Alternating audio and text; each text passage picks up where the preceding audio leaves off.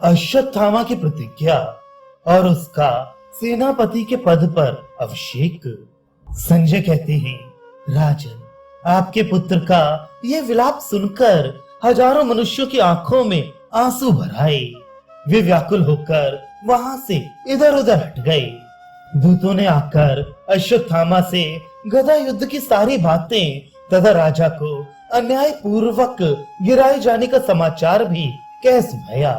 इसके बाद वहां थोड़ी देर तक विचार करने के पश्चात वे जहां से आए थे वहीं लौट गए।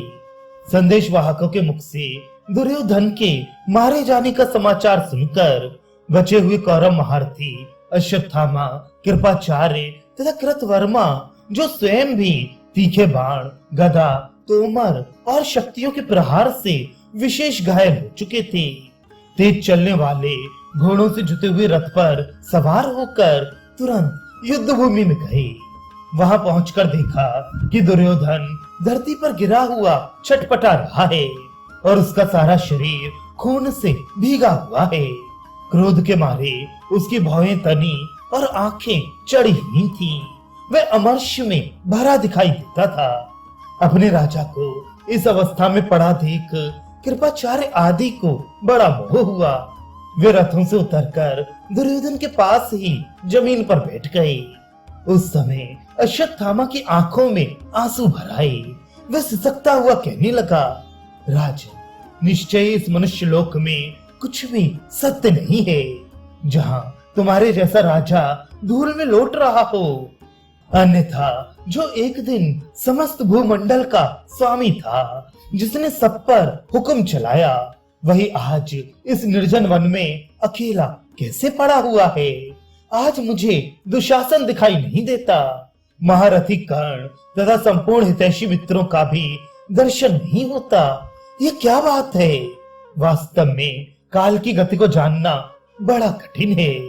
जरा समय का उलटफेर तो देखो। तुम मूर्धाभिषिक्त राजाओं के अग्रगण्य होकर भी आज तिनको सहित धूल में लुट रहे हो। महाराज, तुम्हारा वह श्वेत छत्र कहाँ है? चमर कहाँ है? और वह विशाल सेना कहाँ चली गई? किस कारण से कौन सा काम होगा, इसको समझना बड़ा मुश्किल है, क्योंकि तुम समस्त प्रजा के माननीय राजा होकर भी आज इस दशा को पहुंच गए। तुम तो इंद्र से भी भिड़ने का हौसला रखती थी। जब तुम पर भी ये विपत्ति आ गई तो यह निश्चय पूर्वक कहा जा सकता है कि किसी भी मनुष्य की संपत्ति स्थिर नहीं होती। अत्यंत दुखी हुए अश्वत्थामा की बात सुनकर दुर्योधन की आंखों में शोक के आंसू उमड़ आए। उसने दोनों हाथों से नेत्रों को पोंछा और कृपाचार्य आदि से यह समयोचित वचन कहा, मित्रों, इस मर्त्यलोक का ऐसा ही नियम है। ये विधाता का बनाया हुआ धर्म है। इसलिए काल क्रम से एक ना एक दिन समस्त प्राणियों का मरण होता है। वही आज मुझे भी प्राप्त हुआ है, जिसे आप लोग अपनी आंखों से देख रहे हैं। एक दिन मैं इस भूमंडल का पालन करने वाला राजा था और आज इस अवस्था को पहुंचा हुआ हूँ। तो भी मुझे इस बात की खुशी है कि युद्ध में बड़ी से बड़ी विपत्ति आने पर भी मैं कभी पीछे नहीं हटा। पापियों ने मुझे मारा भी तो छल से। मैंने युद्ध में सदा ही उत्साह दिखाया है और अपने बंधु बांधवों के मारे जाने पर स्वयं भी युद्ध में ही प्राण त्याग कर रहा हूँ। इससे मुझे विशेष संतोष है। सौभाग्य की बात है कि आप लोगों को इस नरसंहार से मुक्त देख रहा हूँ। साथ ही आप लोग सकुशल एवं कुछ करने में समर्थ हैं। ये मेरे लिए भी प्रसन्नता की बात है।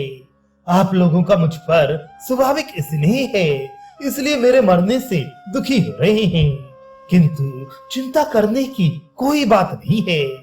यदि वेद प्रमाणभूत हैं, तो मैंने अक्षय लोकों पर अधिकार प्राप्त किया है। इसलिए मैं कदापि शोक के योग्य नहीं हूँ। आप लोगों ने अपने स्वरूप के अनुरूप पराक्रम दिखाया और सदा ही मुझे विजय दिलाने का प्रयत्न किया है। किंतु दैव के विधान का कौन उल्लंघन कर सकता है?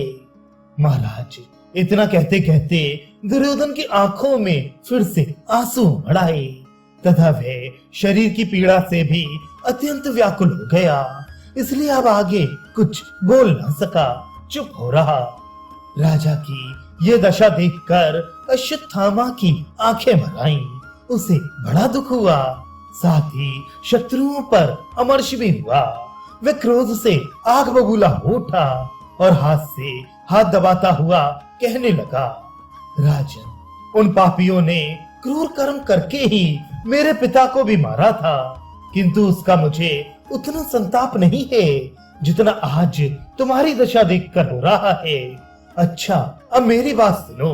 मैंने जो यज्ञ किए, कुएं तालाब आदि बनवाए तथा और जो दान धर्म एवं पुण्य किए हैं, उन सब की तथा सत्य की भी शपथ खाकर कहता हूँ, आज मैं श्री कृष्ण के देखते देखते हर एक उपाय से काम लेकर समस्त पांचालों को यमलोक भेज दूंगा। इसके लिए सिर्फ तुम आज्ञा दे दो। अश्वत्थामा की बात सुनकर दुर्योधन मन ही मन प्रसन्न हुआ और कृपाचार्य से बोला, आचार्य, आप शीघ्र ही जल से भरा हुआ कलश ले आइए। कृपाचार्य ने ऐसा ही किया। जब कलश लेकर वे राजा के निकट आए तो उसने कहा, विप्रवर, यदि आप मेरा प्रिय करना चाहते हैं तो द्रोण कुमार का सेनापति के पद पर अभिषेक कर दीजिए, आपका भला होगा। राजा की आज्ञा से कृपाचार्य ने अश्वत्थामा का अभिषेक किया। इसके बाद वे दुर्योधन को हृदय से लगाकर संपूर्ण दिशाओं को सिंहनाद से प्रतिध्वनित करता हुआ वहां से चल दिया। दुर्योधन खून में डूबा हुआ रात भर वहीं पड़ा रहा। युद्ध भूमि से दूर जाकर वे तीनों महारथी आगे के कार्यक्रम पर विचार करने लगे।